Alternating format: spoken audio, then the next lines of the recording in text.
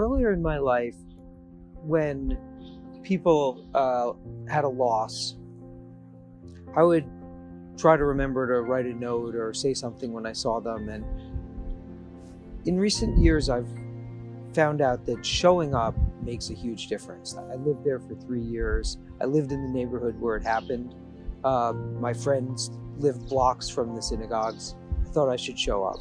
But just physically being there when people are grieving, when something terrible has happened, one's presence makes a big difference. So the first thing I did was I went to the 11th funeral. I went to the funeral for Rose Mellinger, the 97-year-old feisty woman who started off Shabbat services every week, and that was amazing.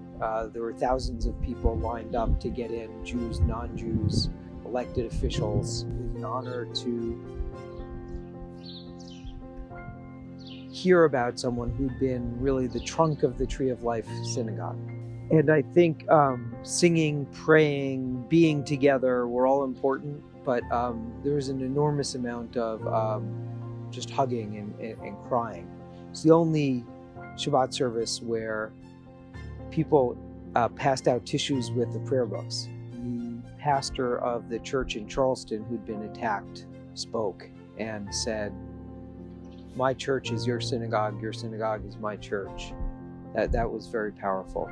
I saw members of the Muslim and Sikh and African American communities streaming into the synagogue.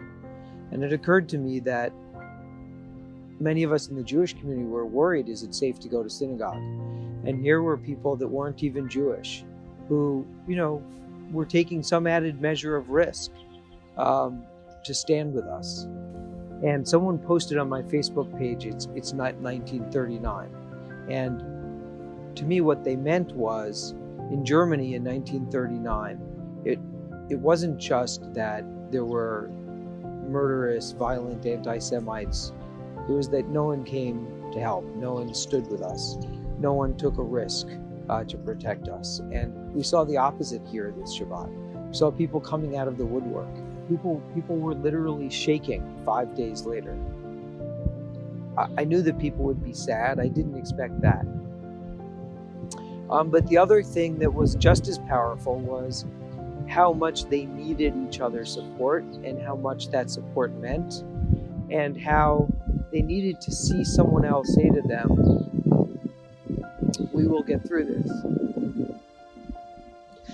And each person didn't know for sure that that was true, but by hearing the other person say it, they began to believe it.